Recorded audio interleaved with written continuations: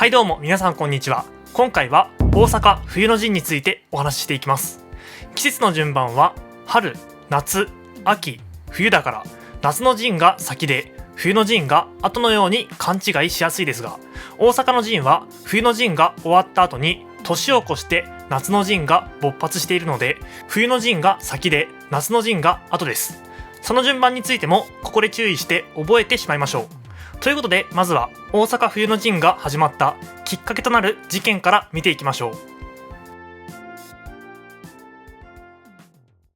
1611年、御用勢天皇の上位に伴って家康は上洛しました。その際に家康は久しぶりに成長した秀頼と面会したいと言って豊臣家に面会を申し込んでいます。こうして徳川家康と豊臣秀頼が京都二条城にて対面することになったのですが、当時は豊臣家と徳川家の間で緊張関係だったこともあり、張り詰めた空気が漂いました。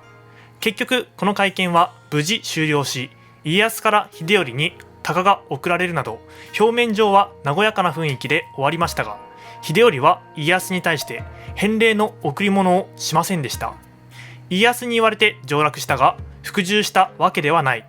豊臣家は徳川家に服従はしないと表明したのです。反対にこの会見を終えた家康は、秀頼が予想以上にたくましく成長していたので豊臣家を滅ぼす必要があると認識しました。こうして家康は作戦を練り、豊臣家の天下を否定しにかかります。こうして起きたのが宝光寺証明事件です。宝光寺というのは京都にあるお寺です。ここには以前大仏が安置されており、豊臣秀吉の刀狩りはこの大仏を作るための材料として用いられたという話が有名ですね。そのようなお寺だったので、宝光寺というのは豊臣家の象徴ともいえるお寺でした。この時にはそんな大仏も地震によって倒壊してしまっており、秀頼は宝光寺の再興を考えて大仏を再建しているところでした。豊臣家がお金を使ってくれるのは家康としても大歓迎だったので、大仏再建に協力的な態度をとっており、工事は順調に進んでいって、ついに大仏の開眼供養を行うことが決まりました。しかしあることがきっかけでこの開眼供養は延期されてしまいます。宝光寺にあった釣り鐘に刻み込まれた文字、その中に国家安康という文字が刻まれていたのです。これを見つけた家康は、家康の名前である家と康を分断して家康を呪う言葉だとして激怒。さらに家康の側近である林羅山が君臣崩落という文字を見つけてきて、家康を呪った上に豊臣家の再興を願っていると言って開眼供養の実施を妨害したのです。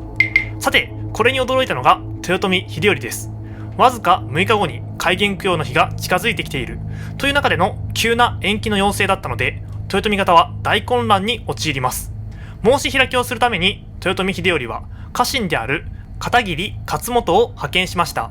片桐勝元というのは賤ヶ岳七本槍として知られている秀吉の優秀な部下です。彼はずっと豊臣家に仕えており、徳川家と豊臣家の間を取り持つような役割をしていました。そんな勝元は申し開きをするために家康のいる駿河へと向かいましたが、なかなか家康は会ってくれません。様子がおかしいと思った豊臣方は、さらに大蔵卿の局という人物を派遣して様子を伺いました。普通ならここで大蔵卿の局も家康に会えないだろうと思いますが、なんと普通に会えたどころか盛大に迎えられ、金の文字に触れることなく返されたのです。こうなると大蔵卿の局は、家康は全然怒っていなかったと報告するでしょうし、片桐勝元は家康はめっちゃ怒っていたと報告します。つまり豊臣家としてはどちらかが嘘をついていると思ってしまうのです。こうして家康の戦略にはまってしまった豊臣家は、片桐勝元が嘘をついていると判断。豊臣家と徳川家の間を取り持っていた片桐勝元を孤立させてしまい、勝元は大阪城を後にしました。さて、こうなると豊臣家内部では反徳川の勢いが増していき、ついに豊臣家は打倒家康に向けて動き始めます。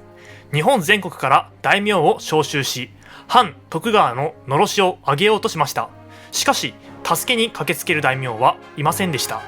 もちろん以前は豊臣家と他の大名との間にご恩と奉公の関係があったこともあります。しかしすでに時代は徳川の時代。今現在土地を保証してくれているのは徳川家です。いくら豊臣家が奉公を求めても大名たちがご恩を受けている徳川家を裏切るなんてことはありえないのです。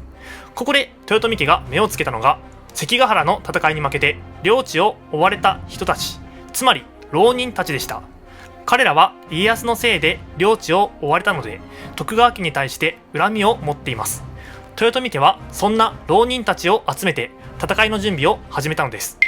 さてこの頃の家康といえば年齢は73歳。さすがに年齢を隠しきれないほどになっていました。しかしいざ戦争となると血が騒いだのか途端に若々しく機敏に動くようになったと言われており、やはり戦国乱世を生き抜いてきた豪傑はその他の武将とは一味違う動きを見せます。すぐに家康は駿府を出発、東海道を西へと上り二条城に入りました。それを追うようにして将軍徳川秀忠も江戸を出発、大阪めがけて諸大名が続々と集結していったのです。こうして始まったのが大阪冬の陣です。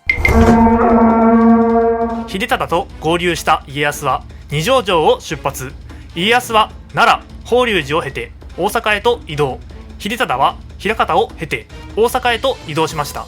最終的に彼らは大阪城の南側に布陣、その他の大名とともに大阪城を包囲しました。さてこの時の豊臣家の作戦はどのような作戦だったかというと、とにかく持久戦に持ち込むという作戦でした。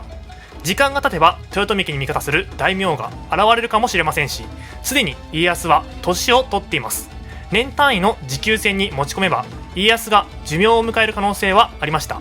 しかしそう簡単にはいきません。徳川方も切り崩しを行ったので木津川口砦が陥落させられると、長期戦に持ち込むという豊臣方の戦略は破綻してしまい、徐々に包囲網は狭まっていきます。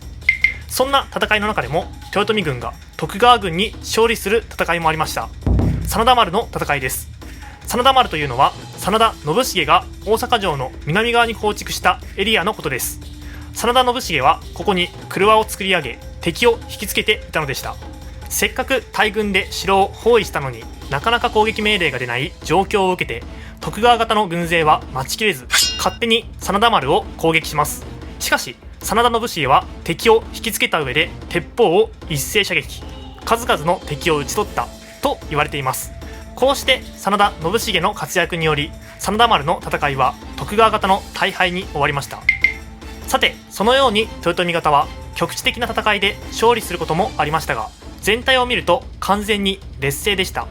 これまでも家康は講和交渉を行っていましたが、なかなか豊臣家は降参しません。そこで家康はフェイント作戦を行います。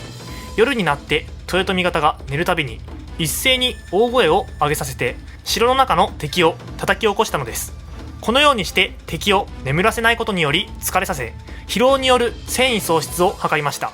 またこの時の話として有名なのが、徳川軍によって大砲が放たれてその大砲が天守閣に命中したというお話です。これを見た秀頼の母である淀殿はひどく動揺してしまい、講和交渉を積極的に進めるようになったのでした。さていかがだったでしょうか。こうして大阪冬の陣は講和へと向かっていき、一度戦いは終わりましたが、徳川と豊臣の対立が終わったわけではありません。ということで次の動画では大阪夏の陣についてお話ししていきます。それではまた次の動画で。